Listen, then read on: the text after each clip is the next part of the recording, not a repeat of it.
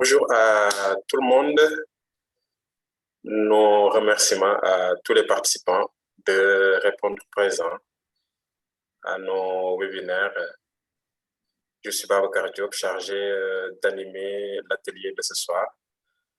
Pour rappel, nous sommes dans le cadre du Digital Boost Programme. Le Digital Boost Programme qui est rendu possible par Greentech Capital Partners, et qui a une structure sœur en Afrique, Greentech Capital Africa Foundation.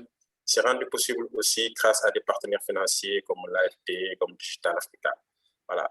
Le Digital Boost Programme, en tant que programme, a comme mission d'accompagner toutes les PME d'Afrique dans leur processus de digitalisation. Mais une entreprise n'a pas juste besoin de digital pour fonctionner. L'entreprise a besoin de conseils en management, en finance. Voilà, c'est tout un ensemble qui fait l'entreprise. C'est ce qu'explique aujourd'hui cet atelier et tous les autres ateliers.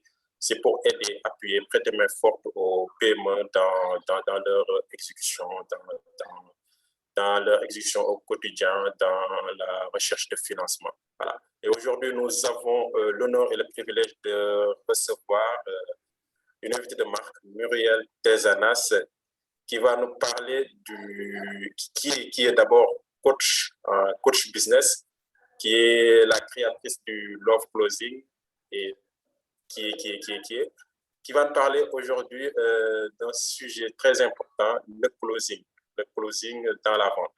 Voilà, parce que vous le savez tous, le closing, Muriel, vous me rectifierez si je me trompe, le closing, ça vient après les intenses négociations, après que le commercial, le chargé d'affaires, le business développeur et négocier après l'argumentaire de vente, après avoir franchement répondu aux objections. Maintenant, on en vient aux phases closing, c'est-à-dire comment on va procéder. Comment on va procéder, c'est-à-dire le mode d'achat. Voilà, c'est cette phase où on va discuter de, par exemple, est-ce qu'il y aura un transfert de compétences, est-ce qu'il y aura une maintenance. Voilà. Le closing, voilà, une étape très importante parce que c'est une étape qui peut faire capoter une vente. Malgré qu'on est d'accord sur la base, mais le closing, c'est franchement maintenant comment on va procéder. Et c'est cette question que Muriel va répondre ce soir. Muriel, nous sommes très enchantés de te recevoir. Je te laisse te présenter dans les détails et enclencher. Merci. Merci beaucoup. Merci pour cette très sympathique présentation, Babacar. Merci surtout pour l'invitation. Vraiment, je remercie Monsieur Bocquet qui, c'est sur LinkedIn, on parle de digitalisation, que voilà, nous avons échangé et que justement, j'ai vu passer son invitation. Et j'ai dit, chouette, pouvoir effectivement intervenir sur un si beau programme et apporter ma contribution de colibri, je dirais. Ça, c'est merveilleux. Et donc, vraiment, donc effectivement, je suis closer certifié et je suis aussi la créatrice du Love Closing, mais je reviendrai là-dessus. Aujourd'hui, c'est surtout tout simplement échanger, partager quelque chose qui me passionne. Je parle surtout d'une passion et je crois que quand on est entrepreneur, c'est vraiment être passionné. Mais je suis entièrement d'accord avec ce que vous venez de dire, Babacar, c'est vraiment le closing, c'est le point final d'un processus qui peut être plus ou moins long et c'est le point, je dirais, le point de bascule. On peut, après un closing, être une entreprise qui met la clé sous la porte ou pas. Donc, c'est vraiment là que tout se joue et c'est justement ce qui fait que c'est vraiment déterminant de pouvoir prendre le temps de comprendre ce que c'est et peut-être aussi de faire la place quand on est entrepreneur à cette dimension de closing et ne pas simplement peut-être se dire que voilà, je vais gérer au talent. Vraiment, vraiment y accorder une certaine valeur parce que c'est une clé donc seulement de développement des ventes, donc du chiffre d'affaires, mais aussi de l'impact d'une entreprise. Donc, c'est ce qu'on va aborder aujourd'hui. Donc, en tout cas, je veux remercier chaque personne qui est là. En tout cas, au niveau de la France, il y a un très beau soleil. Il est 19h, mais il fait encore très beau. Et donc, choisir d'être là plutôt que d'être ailleurs, il y a le couvre-feu, mais c'est quand même déjà vraiment un honneur. Donc, merci beaucoup. Et puis, pour celles et ceux qui sont en Afrique ou ailleurs, c'est pareil. Merci pour cet investissement sur vous-même. Et j'espère qu'en tout cas, que vous allez pouvoir récolter quelques astuces, quelques clés pour développer votre activité et vos ventes. Donc, si vous voulez bien, on peut démarrer. Je peux lancer mon PowerPoint? Oui, oui, oui, oui. Merci. Alors, je vais lancer le partage d'écran. Donnez-moi une petite... et vous me direz si vous voyez bien mon écran. Oui, c'est super. Super. Alors, je vais démarrer le partage d'écran, mais on est dans un échange convivial, donc n'hésitez pas si vous avez des questions. Je pense que dans le chat, ça se passe très bien, c'est bien ça? Oui, ça se passe dans le chat. Et puis, vous voulez me remontrer au fur et à mesure, pas besoin de protocole particulier là-dessus. OK? Donc, nous voilà partis sur aujourd'hui cette thématique du closing de vente qui, pour moi, c'est vraiment un puissant levier, un catalyseur des ventes et de l'impact d'une entreprise. Alors, j'aimerais vous poser la question pour démarrer, mais vraiment en préambule. Peut-être que vous aussi, hein, qui êtes connectés et qui avez monté, structuré, développé une entreprise, aujourd'hui, vous êtes dans cette situation où vous préférez vous concentrer sur votre cœur de métier plutôt que de simplement vendre. Vous préférez parler de votre offre, vous préférez travailler, peaufiner sa présentation, l'argumentaire, plutôt que de vraiment la vendre. Vous vous sentez plus à l'aise, quelquefois, en donnant plutôt qu'en allant jusqu'au bout de tout ce qui est négociation et argumentaire pour vendre. Peut-être que tout simplement, vous n'aimez pas vendre. Vous ne trouvez pas de sens. C'est peut-être quelque chose qui semble être à l'opposé de vos valeurs. Et alors, du coup, peut-être que vous ne réalisez pas beaucoup de ventes ou alors pas du tout de ventes. Pas de chiffre d'affaires non plus généré. Et du coup, vous n'arrivez pas à vous rémunérer donc de cette activité dans laquelle vous mettez tant d'énergie. Et peut-être même que vous vous sentez prêt ou prête à passer à un niveau supérieur, mais vos ventes ne suivent pas. Qui dit que les ventes ne suivent pas, ça veut dire que le chiffre d'affaires ne suit pas. Et peut-être même qu'au moment où on est en train d'échanger à cet instant précis, vous êtes en train de subir l'une des 3 malédictions que j'appelle les malédictions qui guettent les entrepreneurs, surtout lorsqu'ils sont seuls à piloter leur entité. La première malédiction, c'est celle du « j'y étais presque ». Qu'est-ce que la malédiction du « j'y étais presque » ? Waouh, j'ai pu avoir un rendez-vous, j'ai préparé, la négociation s'est bien passée, j'ai vraiment pu argumenter, j'ai traité les objections et je n'ai pas. Peut-être même que vous avez mis en place toute une stratégie d'inbound marketing, vous avez vraiment fait du growth hacking, vous avez vraiment travaillé tout ce qu'il fallait pour attirer à vous des prospects. Vous arrivez à vraiment voir ce chiffre-là, le nombre de prospects qui vient à vous, mais ça ne va pas plus loin. J'y étais toujours presque.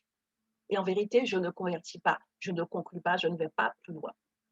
Peut-être que du coup, vous êtes aussi sur la malédiction de ce que j'appelle la dent de scie, puisque lorsqu'on est sur la malédiction du j'y étais presque, eh ben on est en dent de scie. On a une activité en dent de scie. Il y a des moments où ça marche bien, on arrive à aller jusqu'au bout du processus, mais on ne sait pas comment.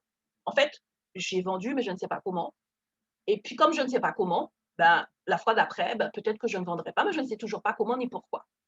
Et j'ai une activité où j'ai des pics et surtout, ça peut être très, très bas. Pas de stabilité et donc impossible de me projeter. Et du coup, à ce moment-là, on peut basculer sur une troisième malédiction qui est encore plus compliquée, celle que j'appelle la malédiction de la chute libre. Et j'ai comme ça beaucoup d'entrepreneurs qui viennent à moi qui sont en pleine chute libre parce que ça fait 1 mois, 2 mois, 3 mois, 4 mois, 5 mois, 6 mois qu'il n'y a plus de chiffre d'affaires. Et donc, il n'y a plus de revenus. Et tout perd son sens. Même la passion commence à s'étioler. Alors, si vous êtes reconnu dans une de ces situations que je viens de décrire, alors je vous rassure ce soir, vous êtes au bon endroit. Le bon endroit pour sortir donc de cette dimension d'échec, de limitation, de blocage, pour avancer petit à petit vers une dimension où vous allez pouvoir inscrire votre propre succès, votre succès entrepreneurial. Alors ce soir, j'ai décidé de revêtir ma cape. Donc je revais ma cape de super closer d'impact, closer d'élite, pour qu'on puisse passer un moment ensemble, pour que je puisse partager avec vous une clé, un levier surpuissant, celle du closing pour votre entreprise. Alors, hormis ce trait d'humour pour introduire notre conférence du jour, le sommaire sera simplement en 4 parties. On ne va pas avoir 1001 comment dirais-je, ramifications. Je vais essayer de faire bref, net et précis pour que ça soit clair pour chacun et que vous puissiez avoir de vraies clés à implémenter dans votre quotidien. Donc, on va déjà, en première partie, voir quelques définitions pour être sûr qu'on parle le même langage, parce que lorsqu'on parle de closing, lorsqu'on parle de plein d'autres choses, eh bien, on n'est pas censé avoir les mêmes définitions. Chacun définit en fonction de sa personnalité, de son éducation et de sa perception. On va essayer de partir sur une base commune et avoir la même définition de certains mots-clés pour que, justement, ce que j'ai à partager avec vous puisse être efficace. Ensuite, je vais vous parler des 8 avantages du closing. Vraiment, ce sont des avantages qui font toute la différence lorsqu'une entreprise décide de faire place et d'adopter la psychologie et la méthodologie de closing. Ensuite, on est sur ce programme, donc Digital Boost Programme. Je vais parler donc du closing sur LinkedIn, n'est-ce pas? Puisque le closing, c'est aussi au niveau des réseaux sociaux. Donc, comment est-ce que ça se passe? Et pour finir, je vais vous parler des 7 clés qui, pour moi, permettent de réussir son closing. Bien évidemment, ce ne seront pas toutes les clés. Ce n'est pas ce soir que je vais tout vous expliquer, mais vous aurez quand même suffisamment d'éléments pour être outillés pour la suite. Alors, qui je suis? Je ne ferai pas de blabla ce soir puisque tout est écrit sur LinkedIn, puisque LinkedIn aujourd'hui, c'est vraiment la plateforme sur laquelle je développe mon activité. Donc, je n'ai pas de site internet volontairement. Vraiment, je suis transparente sur LinkedIn et donc vous pouvez avoir accès à qui je suis et ce que je fais. Donc, je suis la fondatrice dirigeante de cabinet qui s'appelle le cabinet Getro Consulting, qui est aussi un organisme de formation professionnelle référencé Pôle emploi et Datadoc. Mais aujourd'hui, j'ai beaucoup d'activités, c'est vrai, mais ce qui compte aujourd'hui, c'est que vous sachiez que pour le contenu du jour, la casquette que je vais mettre, c'est celle de closer certifié et de créatrice du Love Closing. Donc ça, c'est important aujourd'hui, c'est la closer qui vous parle et qui vous partage des clés, des astuces. Un petit mot sur mon actualité. Donc, je viens de créer un nouveau programme justement en matière de closing. C'est un programme d'audit conseil en closing sur LinkedIn. Je vais revenir là-dessus et vous expliquer un peu cela. Je viens aussi, donc, en cette année 2021, de créer mon équipe de Love Closer d'Impact parce que j'ai beaucoup de demandes pour justement des missions où il y a ce besoin de closer. Donc, j'ai créé mon équipe et donc, bien évidemment, ce sont, comment dirais-je, ce sont des femmes, je travaille beaucoup avec des femmes formées pour pouvoir intervenir sur des missions ponctuelles. Ce sont aussi des consultantes en audit conseil en closing sur LinkedIn que donc je viens de former. Je viens aussi de lancer, donc ça c'est cette année 2021, mon programme de mentorat pour accompagner les femmes entrepreneurs d'Afrique. Et je continue toujours pour celles et ceux qui me suivent sur LinkedIn. Donc, mon Birthday Challenge qui a commencé l'année dernière, qui a pour objectif, donc qui a démarré le 20 octobre, mais ma première masterclass était au mois de novembre, je ne sais plus quelle date.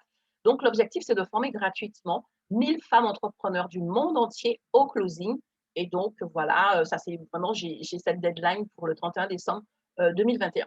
Et à ce jour, ce programme a pu délivrer 171 certificats à des femmes entrepreneurs donc du monde entier qui ont pu effectivement, pendant 2h30, avoir toutes les clés du closing pour pouvoir transformer la réalité aussi bien commerciale que financière de leur activité. Maintenant, nous allons rentrer dans le vif du sujet et je vais vous présenter quelques définitions qui, selon moi, sont importantes. La première définition que j'aimerais qu'on partage, c'est celle de l'entreprise. Vous allez me dire, mais Muriel, attends, mais on sait ce qu'est une entreprise. Tout le monde sait ce qu'est une entreprise. Ben, vous voyez, lorsque j'ai certaines personnes, et d'ailleurs beaucoup de personnes qui viennent vers moi et qui me disent, voilà Muriel, mais écoute, j'ai fourni telle ou telle prestation, j'ai vendu tel ou tel produit et que j'ai pas payé, j'ai pas été payé, pardon, j'ai pas su aller jusqu'au bout, donc j'ai donné, j'ai fait tellement de différés de paiement et finalement j'ai jamais vu cet argent. Bref, en fait, j'oublie une chose, c'est qu'une entreprise, c'est une forme juridique, c'est vrai, mais qui a pour vocation de livrer un produit ou un service contre un paiement. Et donc, quand il n'y a pas cette contrepartie, il y a un vrai problème. Et donc, lorsque j'ai des femmes qui, oui, ben, surtout lorsqu'elles sont, parce que j'accompagne beaucoup les femmes, qu'elles sont dans tout ce qui est coaching, bien-être, consulting, eh bien souvent dans cette dimension un petit peu immatérielle où il n'y a pas ce produit, ce transfert palpable, elles me disent: «Oui, oui, écoute, oui, voilà, j'ai quand même fait parce que j'ai vu que la personne avait un vrai besoin, mais il n'y a pas cette contrepartie». Et donc, soyons bien d'accord, une entreprise a cette mission première. Alors c'est vrai, j'ai aussi beaucoup de personnes qui me disent: «Mais moi, ma vision, c'est de pouvoir monter une entreprise éthique, une entreprise, vraiment, qui soit sociétalement responsable, avec, une crèche, avec vraiment, une qualité de vie». J'ai dit: «Mais c'est merveilleux, mais en fait, cela, c'est un aboutissement de quelque chose. Si mon entreprise ne commence pas par, ben, avoir simplement, le fruit de ses ventes, avoir un chiffre d'affaires conséquent, elle ne pourra jamais avoir le résultat escompté, à savoir, embaucher et avoir cette qualité de vie au travail». Donc c'est très important qu'on soit d'accord sur cette base-là. Une entreprise, sa mission première, peu importe la vision, peu importe, comment dirais-je, l'objectif ultime, la vision ultime, mais la base d'une entreprise, c'est tout de même cet échange d'un produit ou d'un service avec une contrepartie de paiement. D'ailleurs, Don Papers il disait très clairement que without money, you don't have a business, all you have is a hobby. Donc, cela veut dire que sans argent, mon anglais n'est pas top, mais en tout cas, cela veut dire que sans ce transfert d'argent, sans cet échange, avec cette monétisation, je n'ai pas un business, je n'ai pas une entreprise. Tout ce que j'ai, c'est un loisir. OK, donc soyons d'accord là-dessus. Quand on parle d'entreprise, on parle de cet échange. Deuxième définition que j'aimerais partager avec vous et pour laquelle j'aimerais qu'on soit d'accord, quand on parle de vendre, on parle encore une fois, et ça, ce sont les définitions du dictionnaire, de l'action d'échanger quelque chose contre de l'argent, que ce soit un produit ou un service, c'est un échange contre de l'argent. Lorsque quelqu'un vient vous demander une prestation contre une tape dans le dos, je n'ai pas vendu. D'ailleurs, dès l'instant que je dis vendre, la personne va demander combien, parce que quand on parle de vendre, on parle d'argent. Donc, tu as vendu à combien? Donc, comprenons bien que là, encore une fois, il s'agit d'un transfert et d'un échange sur lequel il y a une base, c'est l'argent. Je sais qu'on est dans des sociétés où le mot argent est un vilain mot, mais c'est le fondement quand même de tous ces échanges. Le matin, lorsque je vais acheter à la boulangerie mon croissant, là, je suis dans cette posture où je suis l'acheteur, mais en face de moi, le boulanger, il vend. Il ne me donne pas le croissant. Et lorsque je suis dans la posture de vendeur, je dois être dans la même démarche. Mon objectif, c'est de vendre. Et ça, je ne dois pas le perdre de vue. Ce n'est pas le moment de faire, comment dirais-je, de la sensiblerie pour trouver des excuses pour ne pas vendre. Et donc, j'aime aussi cette deuxième définition qui explique que c'est un contrat par lequel donc, le vendeur transfère la propriété d'une chose ou un droit à l'acheteur qui s'oblige à en payer le prix en argent. C'est bien spécifié en argent. D'accord? Donc, ce n'est pas du troc, c'est un échange, la monétisation de quelque chose.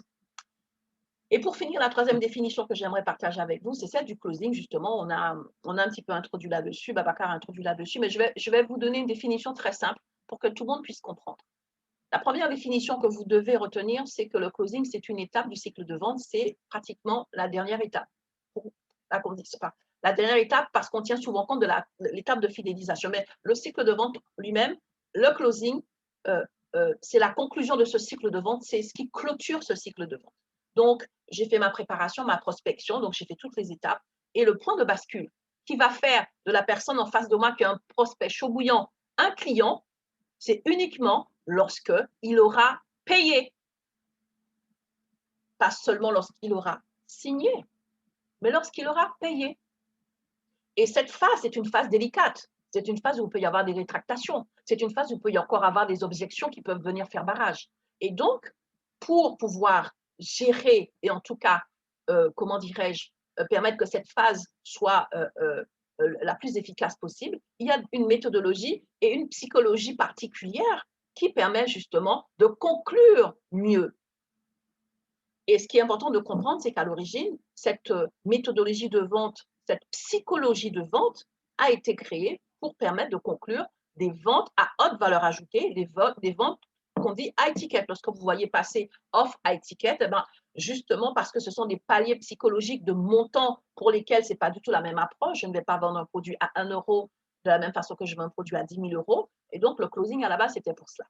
Bien évidemment, lorsque je suis un entrepreneur et que je pilote seul mon entité, je me retrouve à toutes les étapes et je dois aussi pouvoir endosser cette casquette commerciale pour pouvoir non seulement préparer, prospecter, faire la phase de découverte, ensuite argumenter, négocier, traiter les objections, mais tout déblayer pour pouvoir permettre à mon rendez-vous de basculer justement, closer. C'est tout le processus. Alors, aujourd'hui, il y a aussi de grandes entreprises qui vont un petit peu segmenter tout cela. Il y aura une équipe pour prospecter qui sera différente de celle qui va être l'équipe de closer. Ça, c'est aussi une autre approche. Mais une chose est sûre, c'est que le closing, comme je l'ai dit tout à l'heure, ça va être cette psychologie, cette méthodologie qui va permettre à une entreprise de faire la différence au niveau de ses ventes. Parce que justement, ça va permettre de conclure ou pas des phases de négociation, des fois qui sont très longues et qui sont très lourdes. Nombre d'entreprises ont mis la clé sur la porte parce qu'elles n'ont pas pu conclure le contrat à plusieurs chiffres qui auraient fait la différence au niveau de leur trésorerie. Donc, aujourd'hui, surtout en cette période que nous traversons, il est important de savoir closer parce que l'objectif, ce n'est pas de cumuler les rendez-vous de vente, mais c'est de pouvoir les optimiser via le closing. Et donc, le closing, je vais vraiment parler directement des avantages pour une entreprise lorsque, justement, je veux mettre en place soit un département ou en tout cas aller jusqu'au bout du processus et du cycle de vente pour bien closer et vraiment augmenter les chances de vendre réellement, concrètement. Il faut connaître les avantages pour justement se dire mais pourquoi est-ce que je vais investir là-dessus? Pourquoi est-ce que je vais ajouter cela peut-être à toute une kyrielle d'activités que j'ai déjà, surtout quand je suis seule à tout piloter. Et donc, excusez-moi, le premier avantage que j'aimerais partager avec vous, c'est le fait que le closing permet de booster ses ventes. C'est vraiment un démultiplicateur des ventes d'une entreprise, peu importe sa taille. Je vous ai dit tout à l'heure que les grandes structures avaient un département dédié où elles pouvaient recruter des closers sur des missions ponctuelles pour pouvoir effectivement booster leurs ventes. Et lorsque ces closers interviennent, ils multiplient le chiffre d'affaires des entreprises par 2, par 3, par 5. Cela dépend vraiment de leur efficacité. Donc, ce sont vraiment des experts pour justement cette bascule qui permet de clôturer le plus favorablement possible et le plus souvent les cycles de vente. Et donc, la première des choses, c'est de savoir que ça va avoir un impact direct sur votre chiffre d'affaires. Qui dit chiffre d'affaires dit forcément revenu. Souvent, beaucoup d'entrepreneurs n'ont pas de revenus parce qu'ils n'ont pas de chiffre d'affaires, n'ont pas de vente, n'ont pas de prospects. Donc, c'est tout simplement quelque chose qui a lieu en cascade. Deuxième avantage qui n'est pas négligeable, surtout lorsqu'on a une petite entité, mais cela concerne aussi certaines grandes structures qui ne sont pas forcément, n'ont pas forcément une organisation optimisée de ce pôle-là. C'est que lorsque, effectivement, je veux pouvoir augmenter les chances de succès de mon closing, je vais devoir apprendre à organiser ma base de données de prospects. Je vais devoir apprendre à connaître les personnes qui sont dans ma base de données. Que j'en ai 10, 100 ou 1000, je dois travailler là-dessus, quitte à m'équiper parce qu'il y a des CRM qui le permettent, mais je ne vais plus le faire un peu à l'aveugle parce que j'ai eu l'occasion énormément de fois de voir, quand je demande à un entrepreneur, tu as combien de clients, combien de prospects, ils ne savent pas toujours faire le distinguo et puis ils répondent un peu à la louche parce qu'en vérité, il n'y a pas de suivi. Il n'y a pas de suivi, il n'y a pas de métrique pour pouvoir enregistrer et voir les évolutions. Et donc, pour closer, je vais devoir suivre. Lorsque je suis en rendez-vous de closing, je sais à ce moment-là que c'est forcément avec un prospect chaud. Si ce n'est pas un prospect chaud, je ne suis pas dans un rendez-vous de closing. Peut-être que je suis dans une phase de préqualification ou dans une phase où tout simplement, je vais faire mon cruising pour pouvoir comprendre quelles sont les motivations de la personne en face de moi, quels sont ses moyens. Bref, mais je dois avoir une connaissance affinée de ma base de données. Et ça, c'est vraiment quelque chose qui aide les entrepreneurs qui ont tendance à négliger ce volet-là. Le troisième avantage, c'est que justement, pour closer, je vais devoir apprendre à creuser. Un bon closer est un bon creuseur. Creuser, ça veut dire quoi? Ça veut dire que je vais devoir apprendre à connaître mon prospect. Je vais devoir passer du temps, en tout cas suffisamment de temps, et en lui posant les bonnes questions pour le connaître ses motivations, connaître son budget, connaître ses freins, connaître ses attentes, connaître ses rêves. Parce qu'au mieux je le connais, non seulement je vais pouvoir, bien évidemment, closer, mais surtout, je vais pouvoir ajuster mon offre. Je vais pouvoir ajuster mon offre. Je vais pouvoir être vraiment dans une démarche où cette personne aura le sentiment que c'est vraiment pour elle. Et ça fait toute la différence. Ça me permettra d'ajuster certaines choses. Et ça me permettra aussi d'anticiper. Parce que je connais, comment dirais-je, je connais mes leads, je connais mes prospects. À ce moment-là, vraiment, je suis dans une autre posture. Je peux vraiment être dans cette posture d'expert. Le quatrième avantage, c'est que justement, toute cette connaissance va me permettre de calibrer les choses. Souvent, les entrepreneurs n'ont pas d'éléments de mesure, qu'ils ne peuvent pas anticiper, ils ne peuvent pas rebondir. Et c'est comme ça que beaucoup ont eu du mal lorsqu'on a eu cette crise de Covid qui a démarré il y a un petit peu plus d'1 an. Parce que justement, il n'y a pas tous ces outils qui sont mis en place, toutes ces métriques pour pouvoir calibrer les choses, ajuster et piloter de façon plus précise son activité. Parce que le poumon, le cœur de l'entreprise, c'est bien le client. S'il n'y a pas de client, il n'y a pas d'entreprise. Et donc, je dois connaître mon client.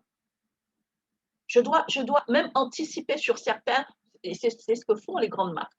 Ils devancent les tendances, ils devancent même les attentes. Et donc, vraiment, cela veut dire que j'ai un autre rapport. Je ne suis pas simplement cet entrepreneur qui, à un moment donné, va mettre quelque chose sur le marché, ou alors qui va bien travailler son flyer, va bien travailler certains détails. Là, je vais travailler ma relation client. Je vais travailler ma connaissance client, la connaissance vraie de son besoin, aussi bien de celui qui est exprimé que celui que je vais détecter en creusant.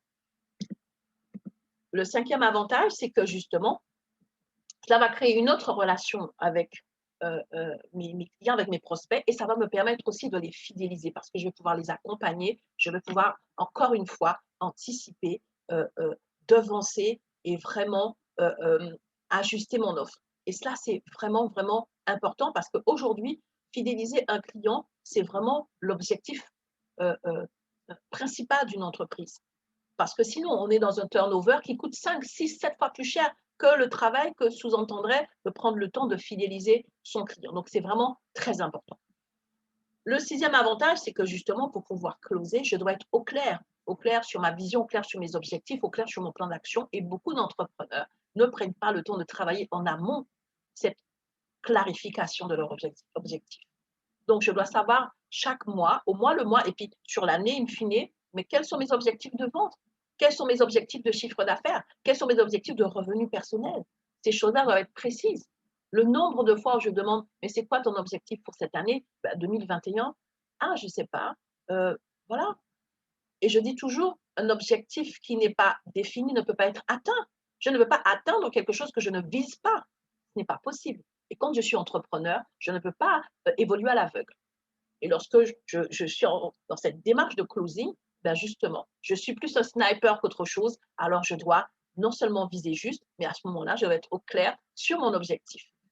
Le septième avantage, c'est que justement, lorsque je mets en place tout ce processus pour pouvoir être ce closer dont mon entreprise a besoin pour développer ses ventes, à ce moment-là, justement, puisque j'ai fidélisé ma clientèle, mes objectifs sont clairs et je les atteins, j'ai les indicateurs pour ajuster. Bref, je peux développer mon activité. Et là, je peux pérenniser. Là où auparavant, je pense à mettre la clé sur la porte, mais c'est moi qui détermine palier par palier quels sont mes nouveaux objectifs parce que maintenant, j'ai la capacité de les atteindre et de me développer. Ça, c'est très important pour dire que, in fine, vraiment, pour moi, l'avantage le plus important, c'est que justement le closing, parce qu'il permet à l'entreprise de vendre, il permet à l'entreprise d'être focalisée sur sa vraie mission, d'accomplir sa vraie mission, parce qu'une entreprise qui ne vend pas passe à côté de sa mission. D'ailleurs, ce sont les entreprises qui ne vendent pas qui font le dépôt de bilan.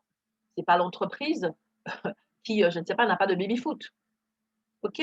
Donc, ne nous trompons pas de focus.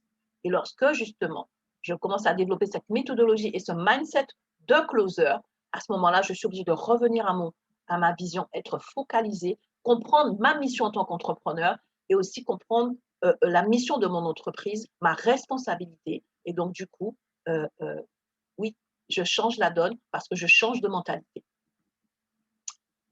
Alors, je ne sais pas s'il y a des questions avant que je passe à la troisième partie. Dites-moi. Moi, j'ai une question, Muriel. Super, merci Babacar. Alors, Je vous écoute. Alors, d'après votre très claire explication et d'après ce que j'ai compris, le closing, ça n'arrive pas au premier rendez-vous d'affaires. Donc, il faut combien de rendez-vous d'affaires dans les normes, bien sûr, pour arriver à un closing? Ça, c'est ma première question. Si je prends l'exemple d'un produit de solution de gestion d'énergie qui fonctionne grâce aux prises intelligentes connectées à Internet qui permettent, entre autres, d'avoir une gestion de ces appareils, de définir ses budgets, etc.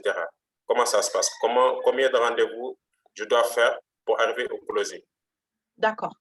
Alors, déjà, effectivement, pour la première partie, je vais être très claire. Pour moi, closer, ce n'est qu'une résultante.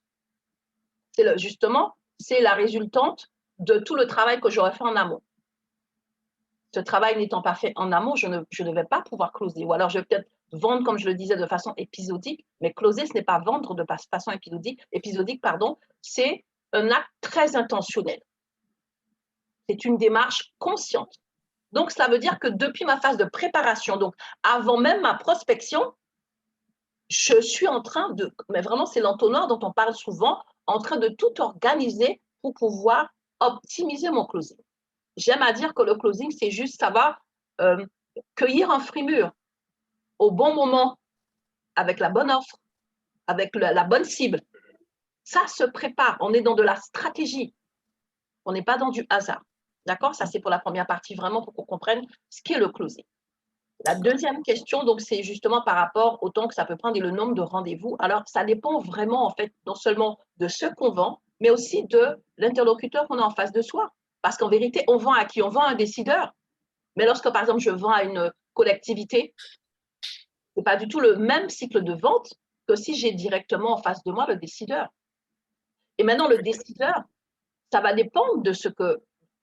Alors, le closing aussi, à ce côté, ce n'est pas du tout la même approche lorsque cette cible-là, et que j'ai déjà pris le temps effectivement de creuser, entre guillemets, est prête. Le point de bascule peut aller très vite, mais ça dépend de tout ce qui s'est passé auparavant. Et c'est vraiment quelque chose de stratégique et qui concerne chaque type d'entreprise, chaque type d'offre. Et lorsqu'un closer intervient lors d'une mission, à ce moment-là, il va scruter toutes ces étapes-là pour optimiser tout le processus. Il va pouvoir déterminer là où on perd du temps, ou alors là où on perd le lead, là où on n'a pas pris les bonnes informations.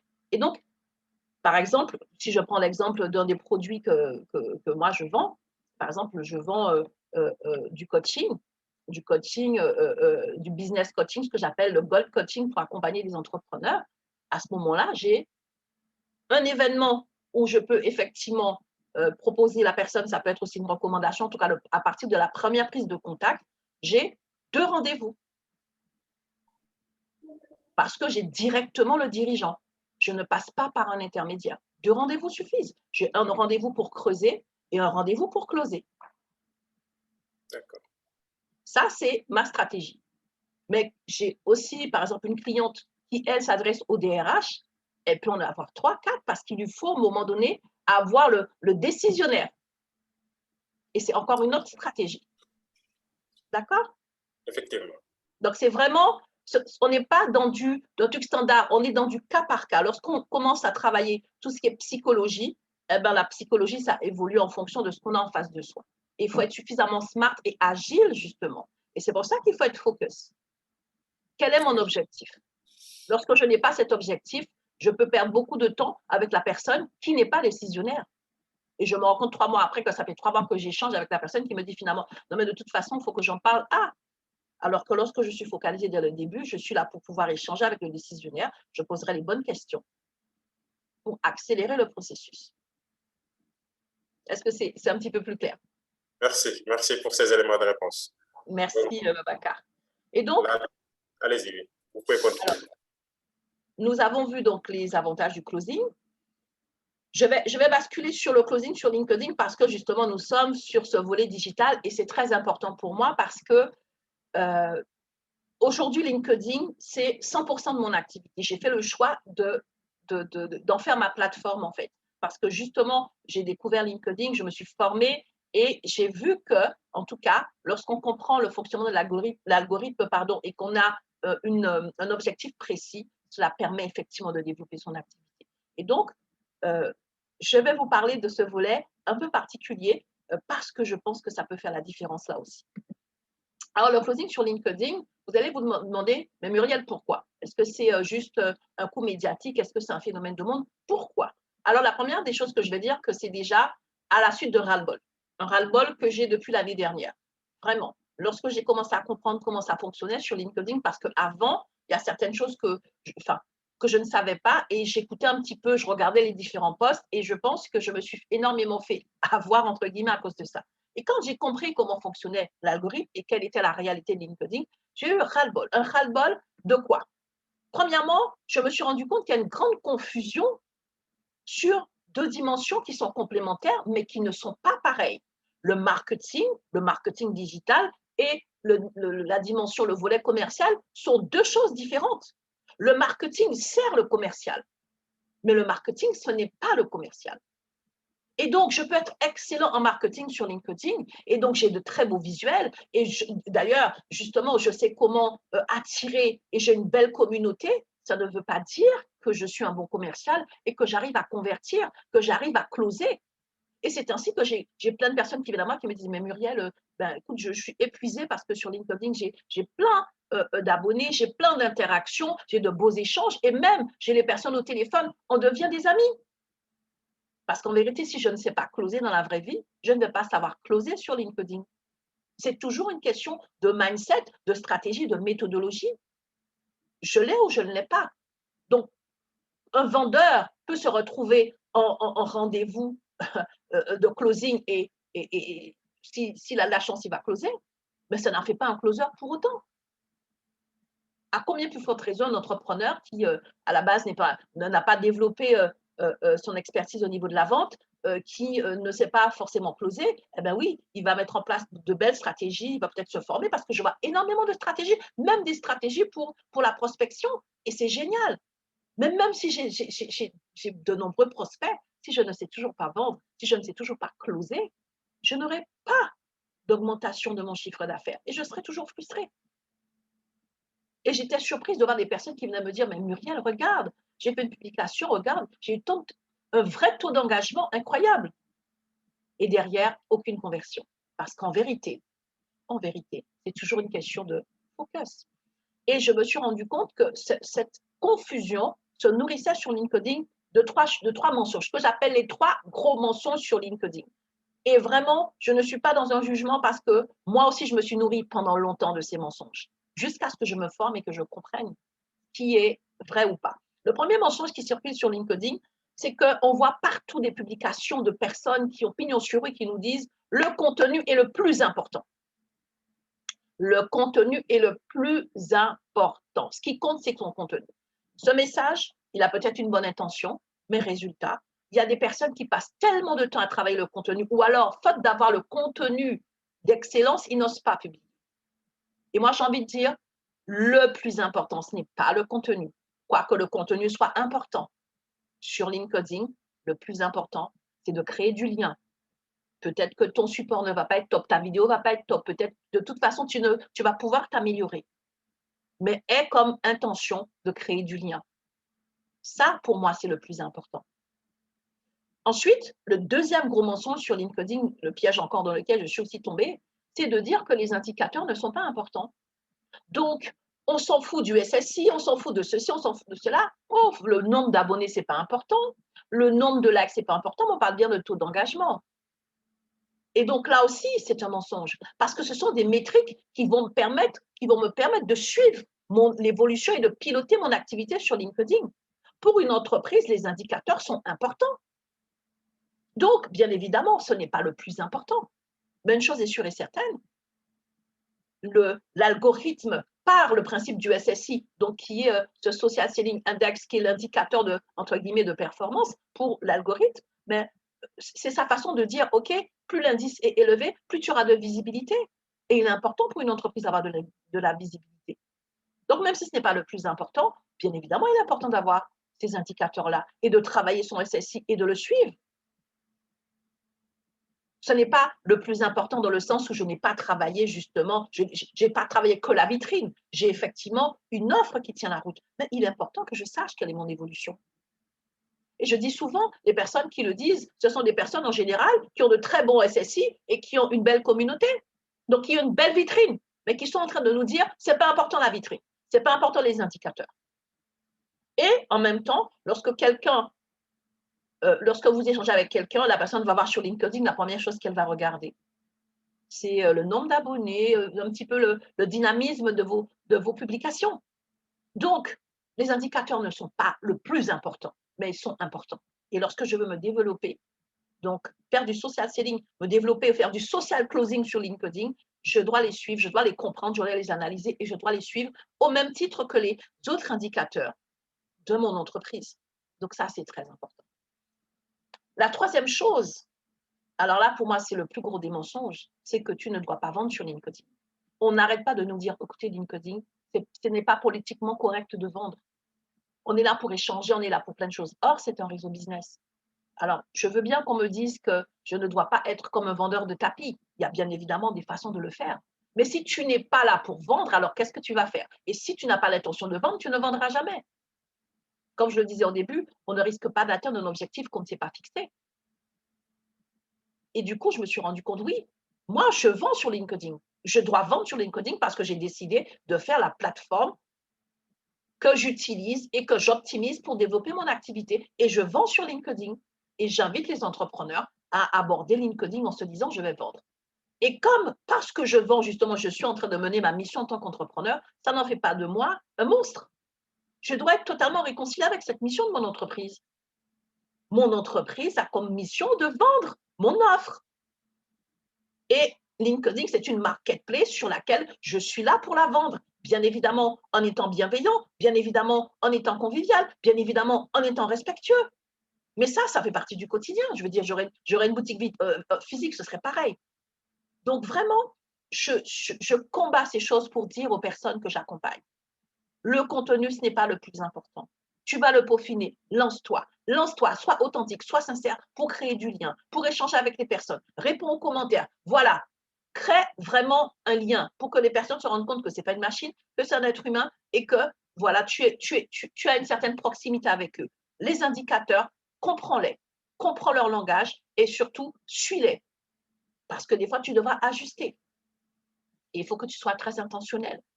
Si tu es sur LinkedIn, tout simplement pour avoir une belle communauté, tu n'auras qu'une belle communauté. Excusez-moi, si tu es sur LinkedIn que pour avoir plein de likes, tu auras plein de likes. Et si tu es sur LinkedIn pour vendre, eh bien, tu vas vendre. Mais pour pouvoir vendre sur LinkedIn, bien évidemment, tu dois aller jusqu'au bout du processus qui est d'aller jusqu'au closing et d'être équipé, outillé, formé pour pouvoir basculer, closer. Ça, c'est très important. Et à ce moment-là, c'est vrai, j'ai beaucoup de personnes qui me disent, mais c'est encore plus déstabilisant. Parce que lorsqu'on avait cette vente en face à face, cette vente physique, on avait un rendez-vous, c'était déjà pas simple parce que justement, dès l'instant que je commence à avancer mon prix, je palpite, dès l'instant qu'il y a des objections, je ne sais plus comment faire, je perds pied. Mais là, il s'agit de quelqu'un que je n'ai jamais rencontré, qui est peut-être à l'autre bout du monde. Soit je l'ai au téléphone, soit je l'ai via Zoom ou Google Meet. La bonne nouvelle, c'est que justement, le closing a été créé pour la vente au téléphone. À la base, c'était pour la vente au téléphone. Maintenant, c'est une méthodologie qu'on peut appliquer aussi bien pour la vente en face à face qu'en dématérialisé. Mais le principe, à la base, c'était pour la vente au téléphone. Donc, il suffit simplement de connaître ces principes et de pratiquer pour effectivement avoir des résultats. Mais il faut être intentionnel. Si tu ne dois pas vendre sur LinkedIn, c'est le message que tu donnes à ton cerveau et tu ne vendras pas. OK? Est-ce que c'est bon pour tout le monde? Est-ce qu'il y a des questions? Jusque-là, il n'y a pas de questions. Super. Ben, je vais continuer. Et donc, du coup, maintenant que j'ai expliqué tout ça, on va parler des clés. Pour moi, il y a 7 choses qui sont importantes pour réussir son closing. 7 clés, vraiment. Alors là, je vous encourage à noter. Bien évidemment. Alors, Muriel, oui. Il y a quelqu'un qui a levé la main. J'active son micro. Super. Merci.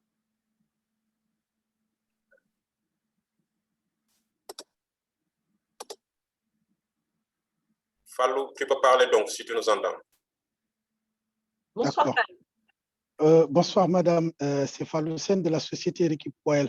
On est spécialisé dans la lutte anti-nuisible. Bon, moi, j'utilise beaucoup LinkedIn, sauf que donc, les deux méthodes que je connais, c'est-à-dire l'abonnement premium qui coûte un peu cher.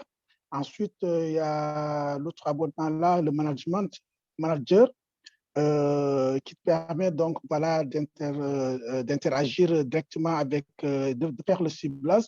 Le problème est que c'est trop cher et que très souvent, on n'a pas le retour escompté. Bon, c'est ça, bon, c'est l'expérience que j'ai eue sur LinkedIn, quoi. Donc, je fais beaucoup de prospection parce que le travail que nous faisons, la prestation de services de lutte anti-nuisible, c'est très souvent nos interlocuteurs, c'est les responsables qualité. Moi, je suis très souvent les responsables qualité. Mais bon, c'est le retour parfois qui pose problème, alors que ça coûte trop cher. Ça coûte très cher, tout à fait. Alors, concernant justement LinkedIn Premium, ce qui est important, c'est d'abord d'être formé parce que c'est un outil qui fonctionne bien, mais pour cela, il faut être formé. Et donc, beaucoup de personnes, effectivement, paient des mensualités très élevées, mais n'étant pas suffisamment formées, eh bien, à ce moment-là, elles ont l'impression que ce n'est pas utile parce que c'est un outil très spécifique, en fait. Et du coup, si vous n'êtes pas formé, ce n'est pas surprenant que vous n'ayez pas les résultats escomptés. Maintenant, je vais vous dire quelque chose.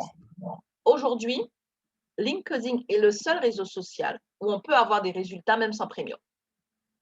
C'est-à-dire que moi, et je ne suis pas la seule, mes activités, dès l'instant que j'ai commencé, donc j'ai été formée pour pouvoir utiliser LinkedIn de façon organique. Quand je dis organique, ça veut dire sans publicité payante. J'ai appliqué en ajoutant mon closing, parce que justement, il y a justement cette prise en main de LinkedIn et puis il y a le volet closing. Mais comme moi, je suis closer, donc j'ai tout de suite implémenté avec mon closing, j'ai multiplié mes revenus et mon activité par 5 en 6 mois de façon organique.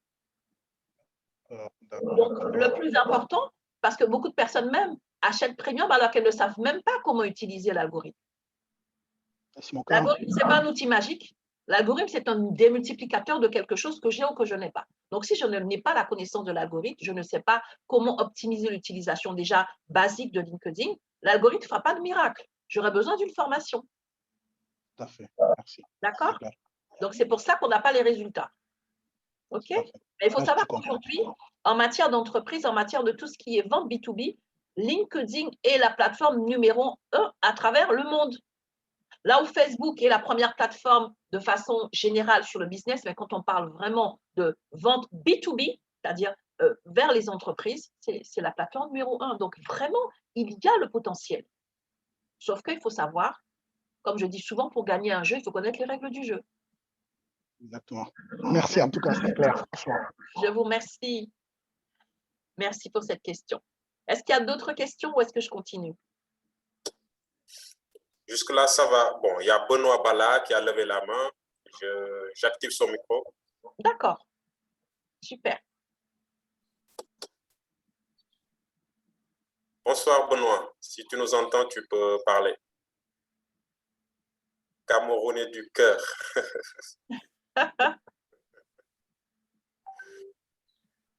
Benoît, il faut activer ton micro pour pouvoir parler. Si tu nous entends.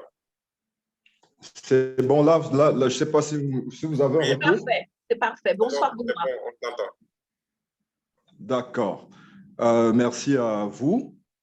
Merci à Muriel pour cette très belle présentation qui nous édifie sur un processus de vente que je vous avoue que moi-même, je n'avais pas connaissance. Donc là, j'ai une préoccupation sur la gestion des données. Muriel, je voudrais savoir s'il n'y a pas une plateforme numérique, une application ou un logiciel qui peut permettre à ce que l'on puisse véritablement gérer la base des données du closing. Parce que j'ai suivi dans ta présentation que le closing permettait de véritablement planifier les ventes, orchestrer ces ventes, gérer ces ventes. Bon, ce sont mes propres termes. Je ne suis pas technicien du domaine. Donc là, je voudrais savoir s'il n'y a pas d'application ou de logiciel qui pourrait permettre à ce que l'on puisse véritablement reprendre un thème que vous utilisez beaucoup, gérer les données. Donc, c'est un peu ça ma préoccupation. Absolument, absolument. Et c'est une très bonne question parce que justement, il faut pouvoir suivre ces indicateurs pour ajuster et pour pérenniser son développement. Donc, c'est très important comme question.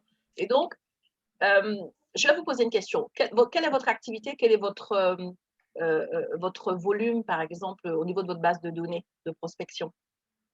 Aujourd'hui, à la louche, hein, même Bon, si… en fait, OK. En fait, à la réalité, je ne suis pas encore chef d'entreprise, mais j'ambitionne de commencer une activité d'ici le début du mois de juin.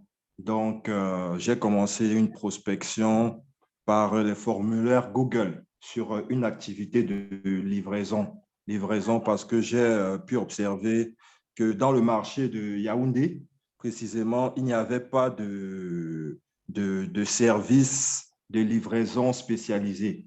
À l'image, par exemple, du côté de Douala, là où il y a une entreprise, une jeune entreprise, BI, qui a pu développer son activité. Donc, sur cette base-là, sur cette activité, si je pars sur cette activité, votre technique de closing me sera très utile. Mais là, je m'interroge sur la gestion des données, la gestion de ces indicateurs-là. Okay. Comment est-ce que, déjà, comment est-ce que je peux capter ces données sur quel, bon, par exemple, je pars prospecter, j'ai prospecté à peu près 100 personnes, OK, j'ai le retour. Mais ensuite, quelles sont les plateformes sur lesquelles je peux à la fois conserver et gérer mes données? Mes données. Alors, lorsqu'on parle d'une entité qui démarre ou une petite entité, je dis toujours, c'est un petit peu ce que j'expliquais à M. Fallou, avant de partir sur des choses, il faut déjà maîtriser les bases. Ce que je veux dire par là, c'est que je dis toujours aux personnes qui démarrent ou qui ont vraiment peut-être une centaine, pas forcément, peut-être même moins, en tout cas qui n'ont pas encore développé leur base de données de prospects, de commencer avec un tableau Excel. Il y a de très, très bons tableaux Excel. L'objectif, c'est déjà de se familiariser et surtout de se discipliner. Se discipliner, ça veut dire régulièrement, que ce soit tous les jours, tous les 2 jours ou le plus souvent possible, de façon très régulière, rentrer des données et les suivre. Et lorsqu'il y a cette maîtrise-là et qu'il y a suffisamment de volume, à ce moment-là, il y a de très belles plateformes comme HubSpot, il y en a beaucoup, mais elles sont payantes. Est-ce que c'est pertinent quand je démarre? Je ne suis pas sûre. Est-ce que c'est pertinent si je ne comprends pas très bien ne serait-ce que le process et je ne fais pas très bien la différence entre un prospect chaud, un prospect tiède, enfin bref. Donc, se familiariser déjà avec tout ce processus, le maîtriser avec un outil peut-être basique comme Excel. Il y a vraiment de très belles possibilités sur Excel. Et même moi, pendant très longtemps, même lorsque j'avais déjà du volume, parce que je m'étais habituée à Excel, ça a été très difficile. Mais ensuite, lorsque j'ai le volume et lorsque justement j'ai cette là, parce que là aussi, il y a des personnes qui ont tous les mois des prélèvements pour des outils, des applications qui sont très performantes, mais qui ne servent à rien. Et donc, on parle vraiment d'efficacité. Et l'efficacité, ce n'est pas le CRM qui va faire l'efficacité. C'est sa discipline. Donc, moi, je peux vous conseiller, vous démarrez en juin, pour l'année 2021, investissez dans une bonne formation en Excel, ça ne coûte pas cher, ou alors avec même des tutos, il y a de très, très bonnes possibilités, et puis vous démarrez avec Excel. Et lorsque vous avez cette montée en puissance de votre activité, à ce moment-là, vous investissez sur un CRM. Maintenant, si c'est vraiment la liste, alors je pourrais vous faire parvenir la liste. Voilà, je vous ai parlé de HubSpot parce que c'est celui qui a le plus pignon sur rue, mais c'est facile de taper, de trouver un CRM de gestion. Pratiquement tout, comment dirais-je, tous les logiciels de gestion commerciale proposent cela, de facturation proposent cela. Donc, ce n'est pas un problème. Je dis simplement de ne pas forcément commencer par ça. Super, super. Merci, merci, merci. D'accord, Merci. ça marche. Merci. Merci, Benoît. Merci à vous. Je vous en prie. Alors, est-ce qu'il y a d'autres questions? Est-ce que je peux continuer? Là, je pense que vous pouvez continuer. OK. Donc voilà, là, nous allons partir sur les 7 clés d'un closing réussi. Et c'est toujours vraiment, comme je le disais, entre guillemets, ce qui est le plus important. Si j'arrive vraiment à travailler ces choses-là, au fur et à mesure, je vais avoir des résultats. Le closing, c'est comme je le disais, ce n'est que la résultante d'un travail de longue haleine. Ce n'est pas simplement le fruit d'un hasard. Et donc, si je veux vraiment automatiser certaines choses en moi, à partir de moi et dans mes processus, je dois être intentionnelle et je dois le travailler. Et donc, la première dimension pour moi, en termes de clés, c'est tout ce qui relève du travail sur soi. Et donc, la première clé du closing, c'est être intentionnel. Je m'explique. J'ai des personnes qui me disent, oui, j'ai appelé pour un rendez-vous de closing, on a parlé de ceci, cela, on est resté 2 heures au téléphone et être intentionnel. C'est tellement important d'être intentionnel que même lorsque la personne aura des objections, je vais pouvoir plus facilement les traiter, les lever pour pouvoir passer à la suite de mon script. Parce que j'ai une intention. Mon intention, c'est d'amener cette personne du point A au point B à la conclusion. Donc, j'ai une intention. Je dois être focus. Bien évidemment, ça se nourrit de ma vision, de mes objectifs. Et c'est ce qui est important, de ne pas être distrait. Que ce soit sur LinkedIn, peu importe le contexte, je suis intentionnelle. La deuxième chose, c'est vraiment d'aimer. Je disais au début qu'il y a des gens qui n'aiment pas la vente. Ne serait-ce qu'en France, les chiffres disent que 64% des vendeurs n'aiment pas la vente. 75% des entrepreneurs n'aiment pas la vente. La vente est à la mission d'une entreprise. Donc, je vais devoir faire un travail là-dessus pour aimer la vente, pour aimer ma vente, pour aimer mes prospects, pour aimer mon offre.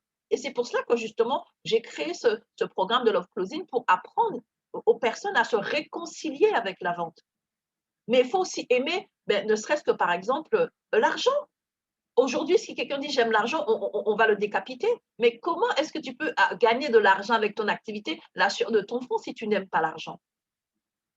Il y a tout un monde entre aimer l'argent, aimer ce qu'on a, aimer le fruit de son travail et adorer l'argent, je ne sais trop quoi. On ne va pas mettre des débats théologiques partout.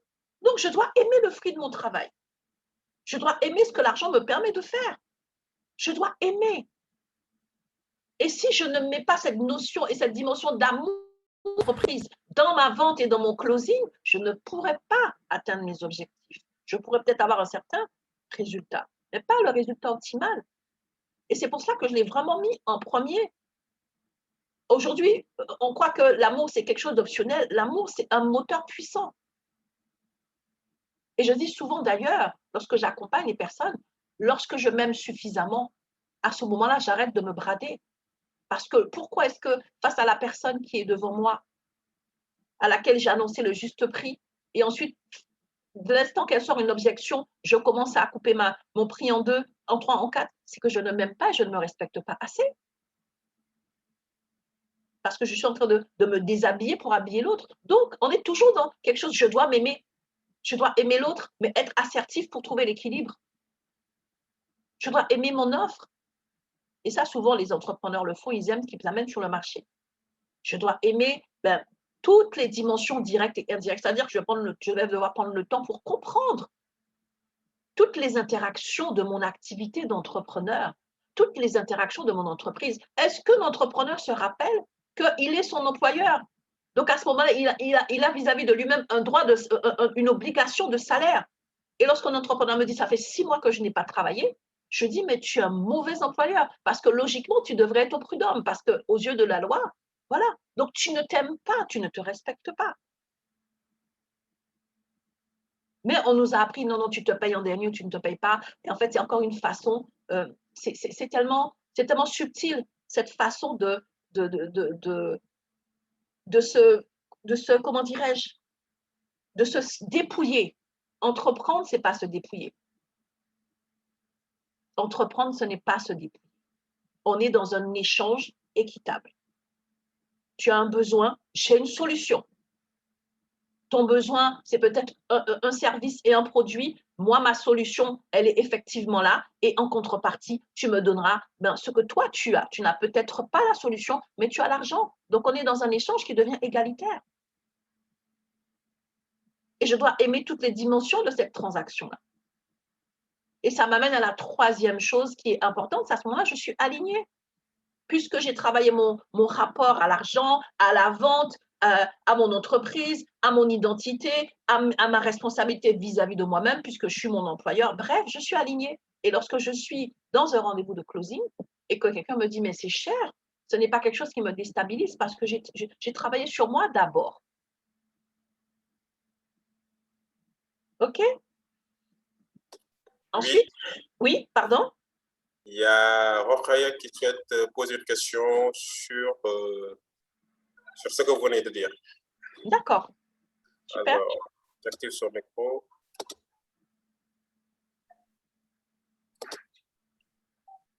Rokhaya, vous avez la main. Bonsoir, Rokhaya. Bonsoir, Muriel, vous allez bien? Très bien, merci. Tout à l'heure, vous avez dit, en clair, qu'il fallait avoir confiance en soi et pour pouvoir vendre. Si on synthétise l'intention, l'amour et l'aliment. Oui. Voilà. Moi, j'avais un petit souci. C'est pas un problème de ne pas aimer la vente, mais pour moi, la vente, avant, c'était un plus qui peut être intéressant, si je peux dire ça ainsi. Donc, dans ce cadre-là, j'avais essayé de vendre un produit à un fournisseur étranger. Donc, dans un premier temps, on avait discuté et tout. Donc, moi, on n'était pas dans le même pays, en fait. Donc, je lui ai proposé mes prix et tout. Dans un premier temps, bon, là, sa réaction était un peu lente. Donc, je ne sais pas si c'est le produit si le prix que j'avais mis, c'était cher ou pas. Mais après, il m'a quand même fait une commande. Mais des circonstances ont fait que je n'ai pas pu réaliser la commande. Donc, du coup, j'ai abandonné la transaction là. Donc, je n'ai pas répondu au fait à sa demande. Donc, il y a de cela quelques mois, je l'ai recontacté pour essayer de lui revendre un autre produit. Et là, quand je lui ai dit la commande et que je lui ai dit que l'envoi se ferait à distance du pays où je suis jusqu'à là où il travaille, c'est silence radio. Donc, je l'ai relancé et tout. Je lui ai même proposé de négocier le prix, mais silence radio jusqu'à maintenant. Donc, je ne sais pas si c'est la mauvaise communication que j'ai eue qui est due à ça ou j'ai mal fait quelque chose, si je peux dire ça ainsi. D'accord. OK. Alors, honnêtement, je ne pourrais pas forcément vous dire parce que là, c'est un peu, j'ai pas beaucoup d'informations, mais une chose est certaine, c'est qu'on parle d'une relation qui a été brisée et qui a été reprise et tout.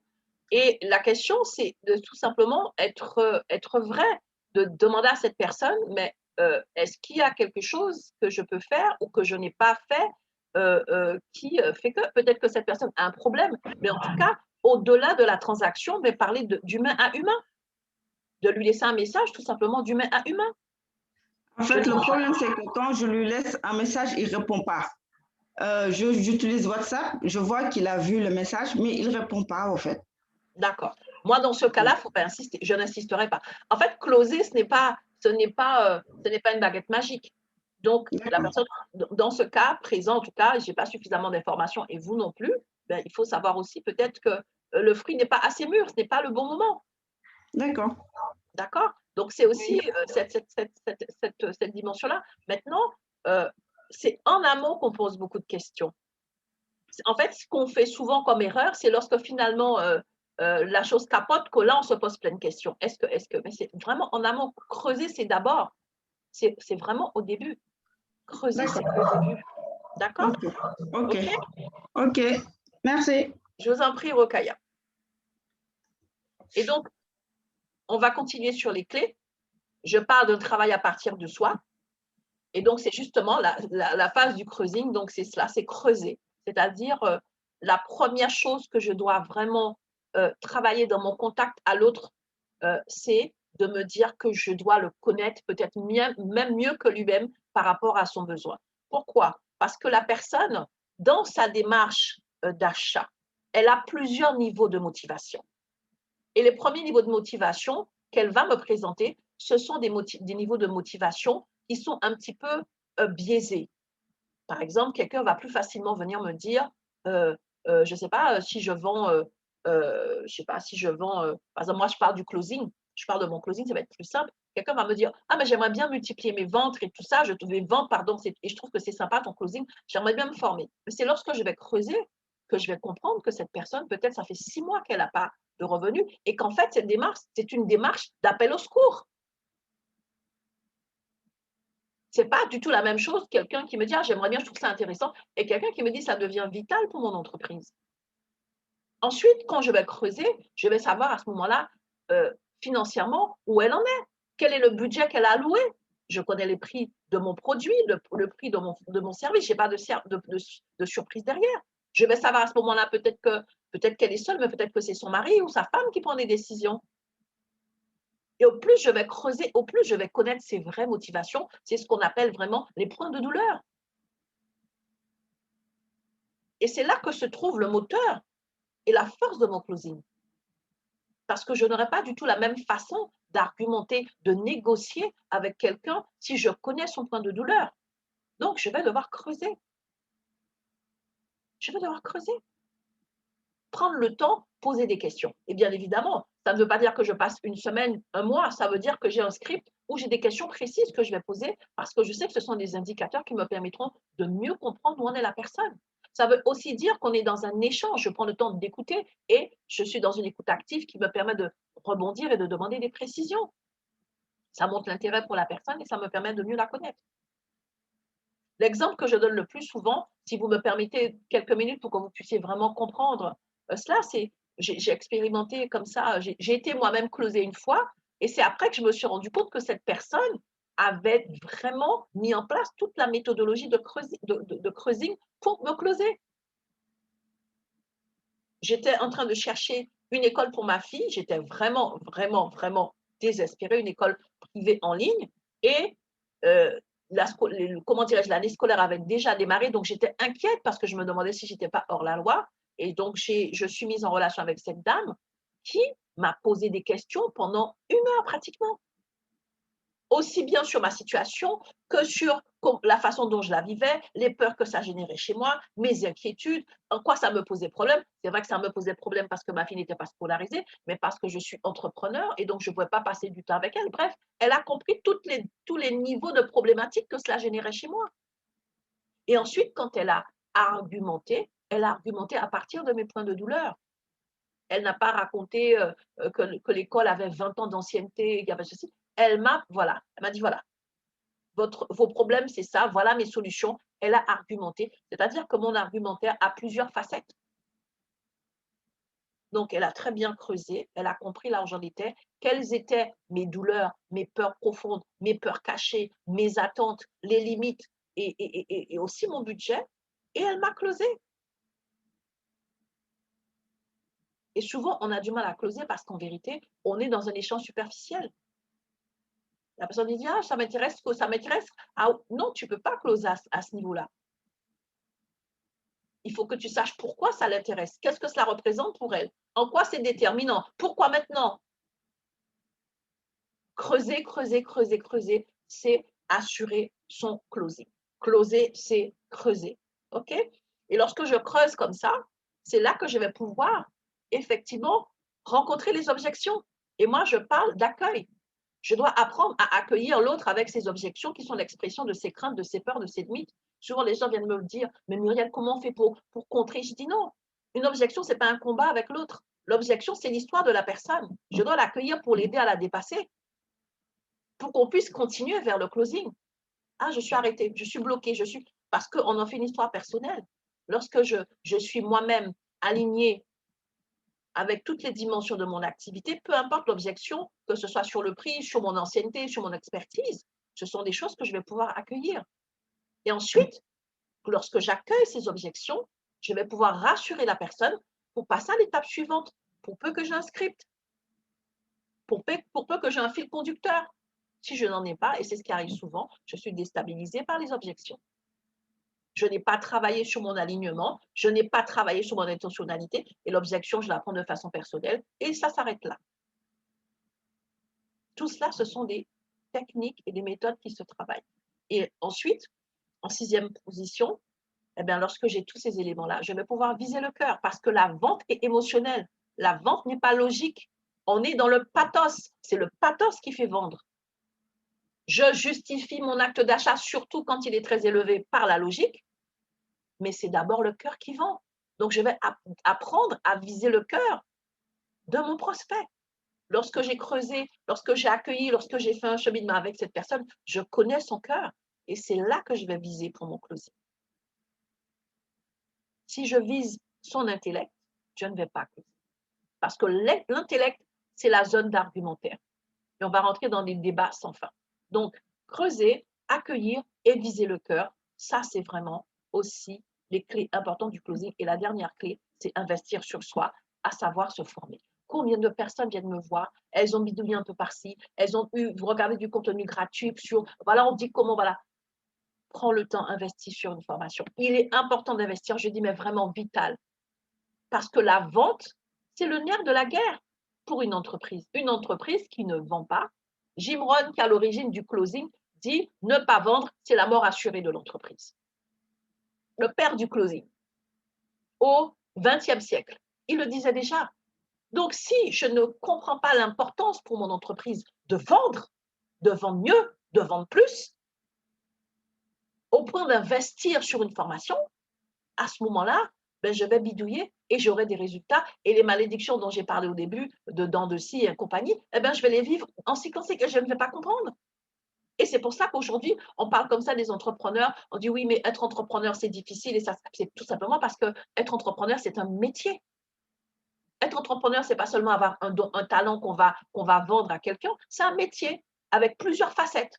Et donc, je vais devoir apprendre à gérer l'administratif, apprendre à gérer le marketing, apprendre à gérer ceci et apprendre à gérer aussi mes ventes. Et s'il se trouve que je n'ai pas les compétences, je n'ai pas l'expertise, je ne sais pas le faire, tout s'apprend. Je me forme, investir en soi. Je suis fatiguée de voir des personnes qui, pour elles, investir en soi, ça veut simplement dire rester pendant 30 minutes à regarder un contenu gratuit. Ça veut dire trouver la formation qui correspond à mon besoin, qui va me permettre de passer à un autre niveau et investir au niveau de mon temps, de mon énergie et de mon argent dessus. Lorsque je mets de l'argent dessus, je comprends sa valeur et j'implémente. Donc, voilà vraiment pour moi les 7 clés d'un closing réussi. L'intention, l'amour, l'alignement, creuser, accueillir, viser le cœur et investir sur soi par des formations, par des accompagnements. Est-ce que c'est bon pour vous? Avec ces clés. Avec les 7 clés, on va faire des miracles.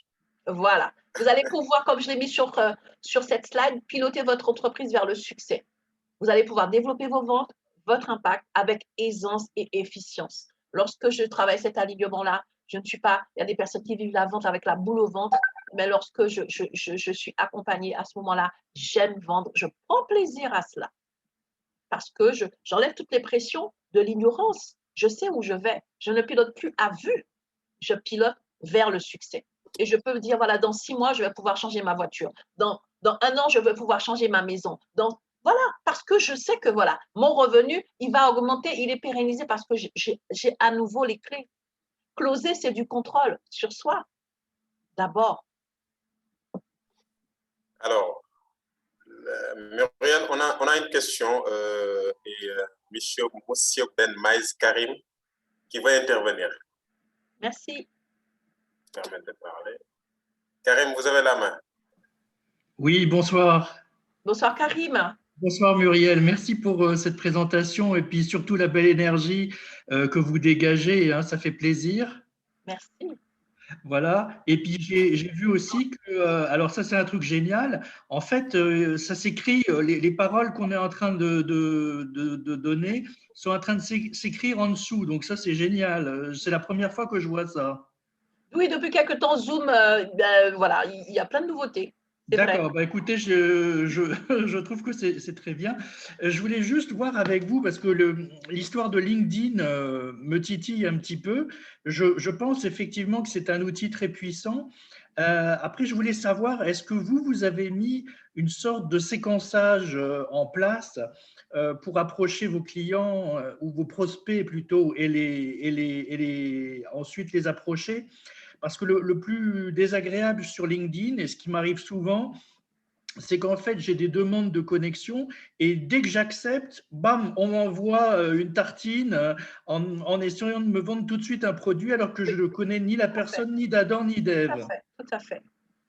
Voilà. Et c'est pour ça qu'il faut il faut, enfin, même c'est pour ça que je parle de love closing. Quand on parle de love closing, ça veut dire que j'aime la personne comme je m'aime. Donc, je n'ai pas envie de lui faire ce que je ne peux pas supporter. Et donc, lorsqu'on reçoit cela, moi, en tout cas, je reçois énormément, ça me fait sourire parce que justement, et les 3/4 du temps, c'est des personnes qui n'ont même pas pris le temps de regarder mon profil, c'est des choses qui sont envoyées. C'est pour ça que je dis justement, ce que je propose, c'est un accompagnement pour justement cet impact de façon organique. Ça veut dire que je prends le temps d'aller sur le profil des personnes. Ça prend un petit peu plus de temps, mais j'étudie, j'analyse leur profil avant de les contacter. Et quand je les contacte, c'est quelque chose qui les concerne. Et je ne le fais pas forcément du premier coup parce que personne vient me dire comme ça dans la rue « Bonjour, épouse-moi ». On va d'abord peut-être aller au cinéma, manger, ainsi de suite. Voilà. Et donc, je disais bien créer du lien. La première des choses, c'est de créer du lien. Alors, c'est vrai, quand on ne sait pas comment faire, eh ben, on fait peut-être certaines erreurs, mais tout s'apprend. J'ai appris peut-être au début à sortir de chez moi pour aller dans des réseaux d'affaires et créer du lien avec des étrangers, des gens que je ne connaissais pas, mais ça s'apprend aussi sur LinkedIn. Ouais, très bien, merci. D'accord. Et justement, par rapport à ça, eh ben, c'est pour ça que j'ai mis en place ce programme et pour lequel, justement, je vous apporte un cadeau aujourd'hui, un cadeau d'une valeur de 299 €. Un cadeau parce que, mes amis, je me suis rendu compte que, justement, prospecter, c'est la jungle sur LinkedIn et c'est peut-être très bien, mais closer, c'est mieux. Closer, c'est une autre approche et closer amène les résultats qu'on veut. Et donc, moi, ce que je vous propose pour les personnes qui le souhaitent, c'est un diagnostic conseil en closing sur LinkedIn. Donc, qu'est-ce que ce diagnostic conseil? Ça veut dire que je vais me pencher, ou moi, ou un membre de mon équipe en tout cas, on va se pencher sur votre profil et on va vous expliquer les points, les axes d'amélioration.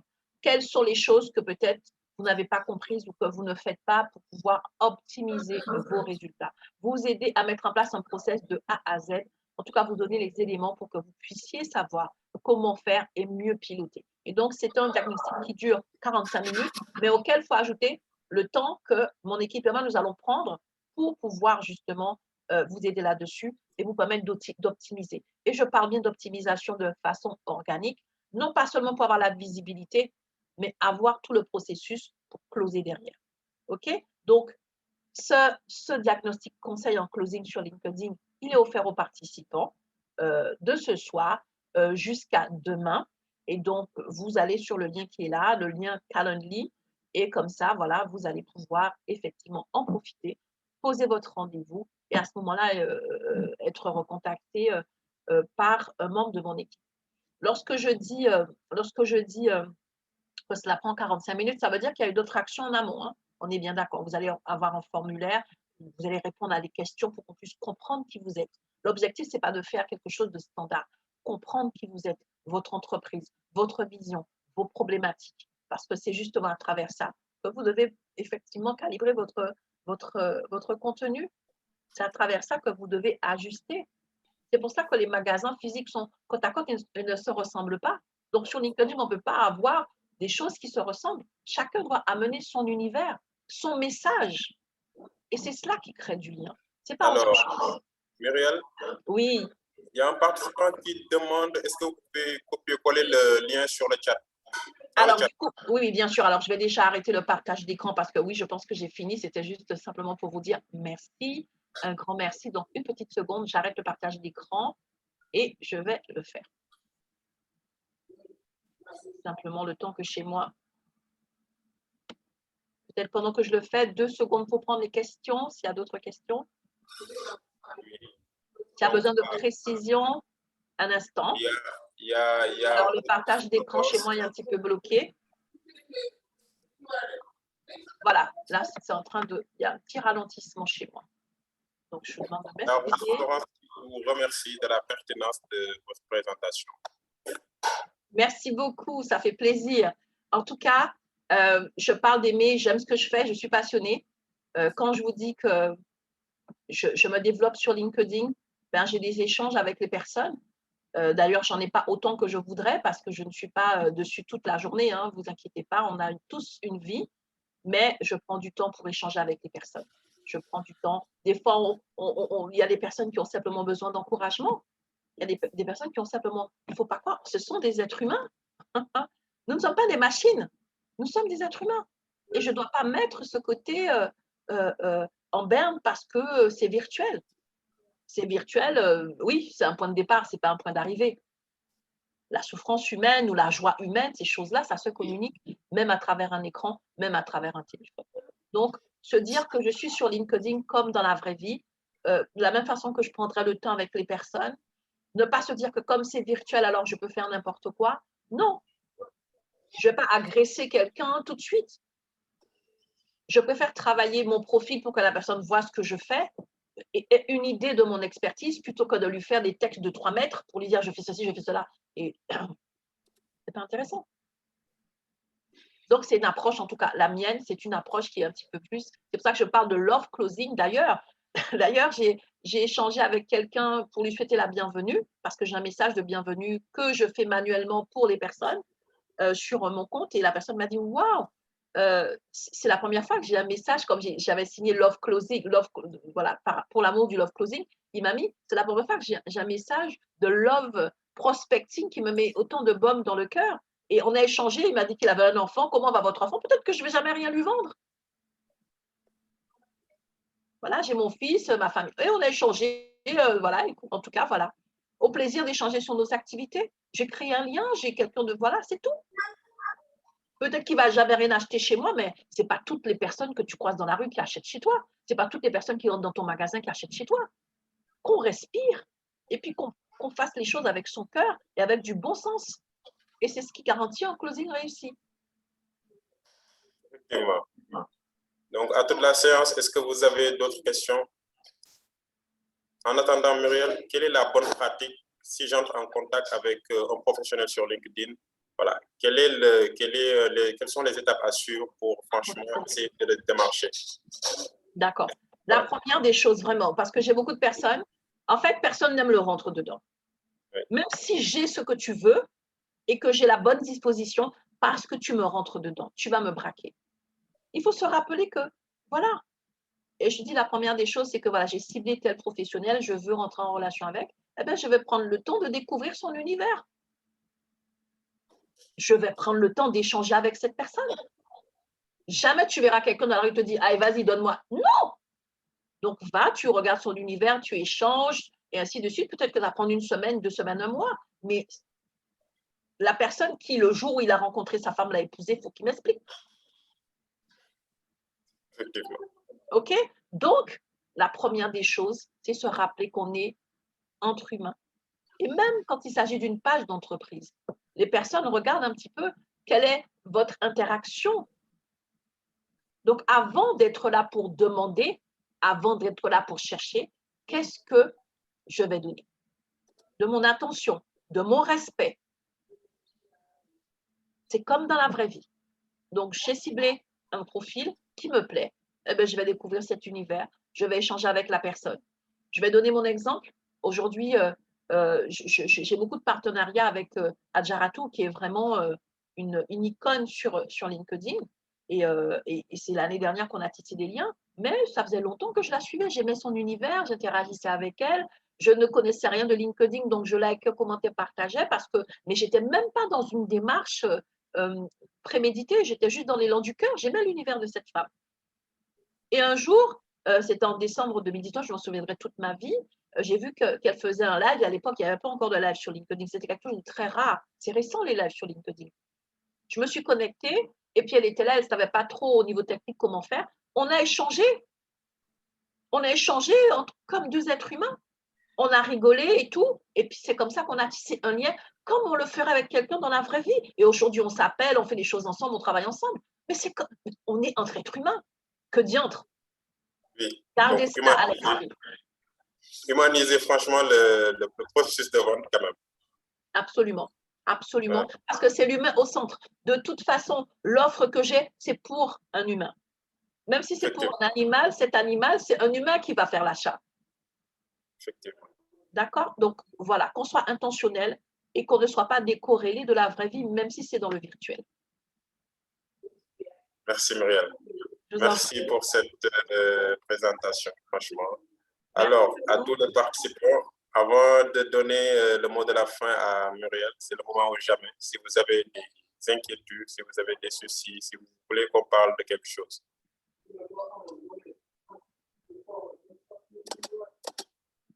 En tout cas, toute l'équipe de GreenTech vous remercie du temps accordé, franchement, de l'engagement et surtout de l'énergie que vous dégagez.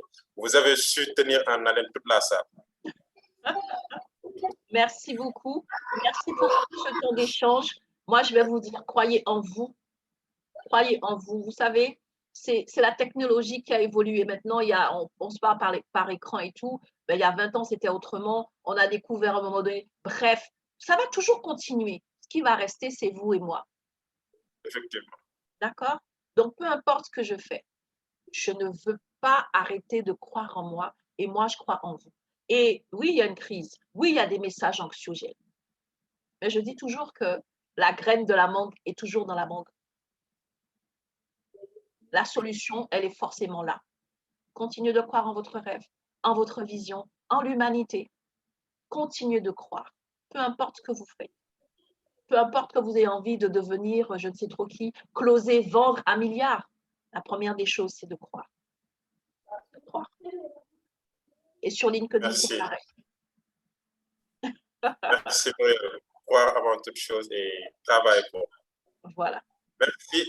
Donc, si vous voulez ajouter quelque chose avant que je mette fin à la réunion, à cet atelier de partage, ou bien c'est bon à votre niveau? Voilà, c'était mon mot de la fin. C'était vraiment, c'est vrai qu'on est sur ce côté digital, Boost Business, qui peut laisser croire que la machine prend la main. L'humain au cœur de tout. Vous et moi, on est toujours au contrôle. Merci, merci Muriel. Merci beaucoup, bonne soirée à tous et à toutes. Bonne soirée et bonne soirée à tout le monde. Merci. Bonsoir.